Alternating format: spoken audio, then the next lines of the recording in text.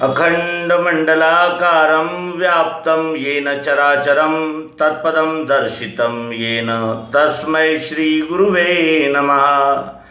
अज्ञानान्धस्य लोकस्य ज्ञानाञ्जनशलाकया चक्षुरुन्मीलितं येन तस्मै श्रीगुरुवे नमः। अध्यात्म विश्व विज्ञान यूट्यूब चैनल पर आप सभी का हार्दिक स्वागत समादर करते हैं।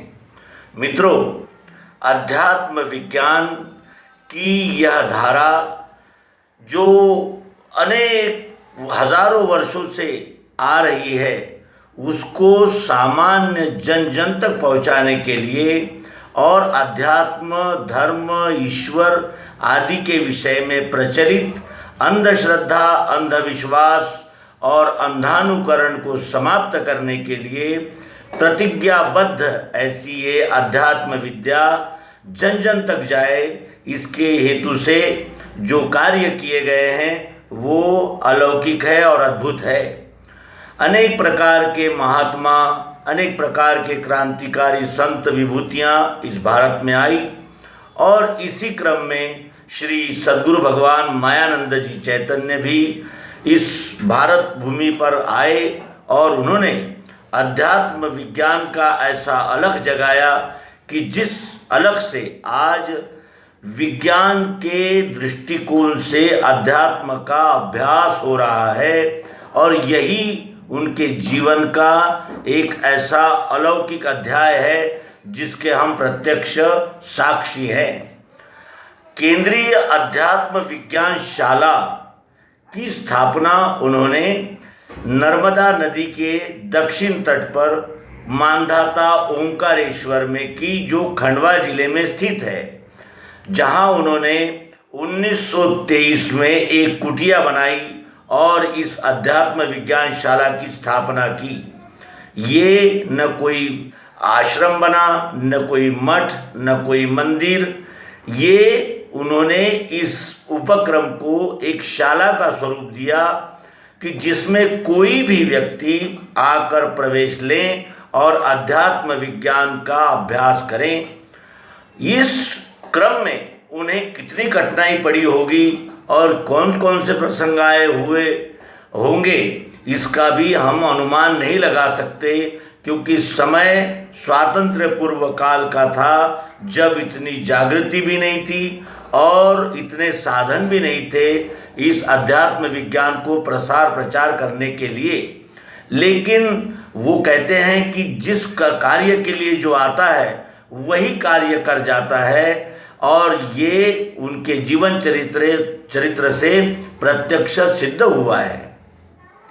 संपूर्ण भारतवर्ष में उन्होंने भ्रमण किया, दिव्य दृष्टि का प्रचार प्रसार किया, नर्मदा की प्रदक्षिणा की, अनेक ग्रंथ लिखे और सर्वांग योग युक्ति लिखकर उस शब्द भंडार में छुपे हुए अध्यात्म विज्ञान को सहज सुलभ करा दिया।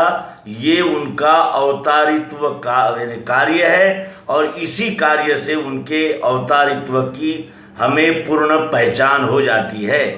मित्रों, केंद्रीय अध्यात्म विज्ञान शाला ये एक, यानी जिसे कहा जाएगा कि अल्टीमेट ढंग से बनाई हुई एक संस्था, जिसके कार्य के विषय में आज हम इस अंक से आपको जानकारी देंगे। इस केंद्रीय अध्यात्म विज्ञान शाला की कार्य समिति ने जो 3/12/1985 के वार्षिक सर्वसाधारण सभा द्वारा स्वीकृति दी, हम उसके ही विषय में आज आपसे चर्चा करेंगे और अध्यात्म विज्ञान शाला की संपूर्ण जानकारी देने का प्रयास करेंगे। सर्वप्रथम देखें इसकी आवश्यकता क्या है, इसके विषय में क्या कहते हैं। वो कहते हैं कि नैतिक मूल्यों का अधःपतन होने से मानवों में परस्पर सरलता और निर्वैर बुद्धि का आचरण, प्रेम युक्त व्यवहार, स्वातंत्र्य, समता, बंधुता तथा न्याय आदि सर्वमान्य मूल्यों का पालन होना लुप्त हो गया है, जिससे भिन्न भिन्न प्रकार का संघर्ष का वातावरण और मनुष्यों में वंश, कुल, जाति, धर्म, संप्रदाय, पक्ष, मत, पंथादि के अभिमान से परस्पर वैर भावना तथा हिंसक भाव की प्रवृत्ति होने का दृश्य दिखने लगा है। आज संसार पर छाया हुआ द्वेष, हिंसा, संघर्ष, अशांति तथा महाविनाश का भय नष्ट होकर सर्वत्र स्थिर सत्य, सुख, शांति और स्थायी प्रेम की स्थापना होने के लिए संसार के मानव मात्र को मानव और विश्व की स्वयंभू अखंड एकात्मता का प्रत्यक्ष यथार्थ दर्शन कराना अर्थात अध्यात्म विज्ञान शास्त्र यही एकमात्र उपाय है। इसलिए इस विद्या का गृह गृह में, विद्यालयों में तथा सेवाभावी संस्थाओं के कार्य प्रणाली में प्रवेश होना आवश्यक है। इस उद्देश्य की पूर्ति के लिए केंद्रीय अध्यात्म विज्ञानशाला ओंकार जी मानधाता की परीक्षा समिति ने विज्ञानशाला अभ्यासक्रम की पुनर्रचना की है, जिसे दिनांक 2/12/1985 को कार्यकारिणी समिति द्वारा स्वीकृति दी गई है। विज्ञानशाला के अभ्यासक्रम का उद्दिष्ट क्या है, इसके विषय में मार्गदर्शन है कि सत हेतु मूलक सर्व कामों में यश देने वाली वैदिक विज्ञान विद्या अर्थात दिव्य चक्षु तथा श्रीमद् भगवद गीतोक्त यथार्थ स्वराज्य का लाभ होने में विघ्न डालने वाले मनुष्यकृत धर्म, संप्रदाय, जाति, पंथ, वाद, भेद इत्यादि का निरुपयोगित्व ध्यान में आकर विश्व के संपूर्ण लोगों को यथार्थ ज्ञान विज्ञान की प्राप्ति से सार्वभौम विश्व धर्म में स्थिर करना, स्वातंत्र्य, समता, बंधुता और न्याय आदि सर्वमान्य जीवन मूल्यों के अधिष्ठान का यथार्थ दर्शन प्रबोधन करना, द्वैत भ्रम से उत्पन्न भय, युद्ध भावना, हिंसाचार से मानवीय बुद्धि को मुक्त कर परस्पर प्रेम में सत व्यवहार में स्थिर करना, परिवार, समाज, राष्ट्र, जगत और विश्व के सहजीवन प्रणाली में व्यक्ति को स्वकर्मारूढ़ कराना तथा समाज के शिक्षा, रक्षा, कृषि, गोरक्ष, वाणिज्य, उद्योग और श्रम सेवा आदि महत्वपूर्ण विभागों के लिए मानव संपत्ति का विकास तथा यथायोग्य स्वभावानुसार सेवा योजन करना। विज्ञानशाला के अभ्यासक्रम की विशेषता भी बताई है। विज्ञानशाला की वेद विद्या का अधिष्ठान प्रत्यक्ष अनुभव है, जिसमें विश्व के शाश्वत और सार्वभौम सिद्धांतों का विचार व अभ्यास होता है। इसलिए यहाँ श्रुति, स्मृति, शास्त्र, पुराणोक्त तथा मनुष्य कल्पित अनेकानेक मत, पंथ, सांप्रदायिक विचारधाराओं की किताबें तथा उन किताबों पर आधारित जगत की उपाधियाँ विशेष महत्व नहीं रखती। विज्ञानशाला की विद्या में प्रवेश पाने के लिए सत जानने की प्रबल इच्छा तथा पूर्वाग्रह दूषित सद विवेक बुद्धि ही एकमात्र आवश्यक योग्यता अर्थात पात्रता है। यह योग्यता हो तो निरक्षर स्त्री पुरुष भी इस विद्या को ग्रहण कर सकते हैं। इसमें किसी भी जाति, वंश, वर्ण, देश, वेश तथा संप्रदाय का बंधन नहीं है। अभ्यासक्रम केवल ग्रंथाधिष्ठित नहीं, अनुभवाधिष्ठित है, स्वकर्माधिष्ठित है। इसलिए अध्ययन और अध्यापन की प्रणाली भी वेद उपनिषद कालीन तत्वदर्शन संवाद तथा आचार प्रणाली है। तत्वदर्शी सद्गुरु, परम पूज्य संचालक विज्ञानशाला तथा वरिष्ठ आचार्य और विज्ञानशाला ने प्रमाणित किए हुए उपदेशकों से ही यथार्थ अनुभव ग्रहण हो सकेगा और उनके मार्गदर्शन में ही उसका अभ्यास योग्य दिशा में होगा। यह विद्यार्थियों ने अवश्य ही ध्यान में रखना चाहिए। विज्ञानशाला की शिक्षा पद्धति, पाठ्यक्रम और मूल्यमापन केवल औपचारिक फॉर्मल नहीं है। यह ब्रह्म विद्या का मुक्त विद्यापीठ है। हर एक विद्यार्थी अपने सुविधानुसार शारीरिक, मानसिक, बौद्धिक क्षमतानुसार अभ्यासक्रम की श्रेणियाँ पार कर सकता है। इस अभ्यासक्रम में निम्नलिखित 5 श्रेणियाँ रहेगी। पहला विज्ञान प्रवेश, दूसरा विज्ञान विशारद, तीसरा विज्ञान रत्न, चौथा विज्ञानाचार्य और 5वां सिद्धाचार्य। भगवान श्री मायानंद चैतन्य प्रणीत सर्वांग योग में दर्शित प्रयोग प्रक्रिया का निश्चित ज्ञान, आकलन, उपयोजन तथा इस प्रक्रिया के अनुसार निज रूप अर्थात विश्व रूप का अनुभव प्रदान करने का कौशल्य तथा तदनुसार आचरण एवं विश्व सेवा भाव, विश्व प्रेम, यही इस अभ्यासक्रम का मूल और मुख्य अधिष्ठान रहेगा। दिव्य चक्षु के सिद्धांत का आकलन, जीवन के सब क्षेत्रों में उसका उपयोजन तथा अनुभव प्रदर्शित करने के कौशल्य के साथ ही विद्यार्थी की स्वकर्मारूढ़ता अर्थात स्ववर्णारूढ़ता, जगन मित्र भाव, विश्व सेवा भाव, विज्ञानशाला के सिद्धांत जीवन प्रणाली के प्रति श्रद्धा तथा अविचल सद्गुरु निष्ठा और विज्ञानशाला के सतयुग प्रवर्तक कार्य में दैवी भाव से तन मन धन से समर्पित होने की क्षमता का भी वस्तुनिष्ठ मूल्यमापन विज्ञानशाला के संचालक तथा ज्येष्ठ आचार्यों द्वारा किया जाएगा। विज्ञानशाला के इस शिक्षा प्रणाली को तथा इसकी विशेषता को ध्यान में रखते हुए विद्यार्थी की योग्यता का मूल्यमापन केवल उसने प्राप्त किए हुए लिखित, मौखिक, प्रात्यक्षिक परीक्षा के गुणांकन पर ही नहीं होगा। क्रमांक 3 में उल्लेखित प्रत्येक श्रेणी में उत्तीर्ण होने के लिए पाठ्यक्रम तथा मूल्यांकन पद्धति का विश्लेषण नीचे दिया जा रहा है। मुख्यतः हिंदी व मराठी माध्यम से आवश्यकतानुसार अंग्रेजी व सभी राज्य भाषाएं माध्यम हो सकती है। पहला विज्ञान प्रवेश, इसमें जो अभ्यासक्रम प्रस्तुत किया गया है विज्ञान प्रवेश इस परीक्षा के लिए वो निम्न प्रकार का है।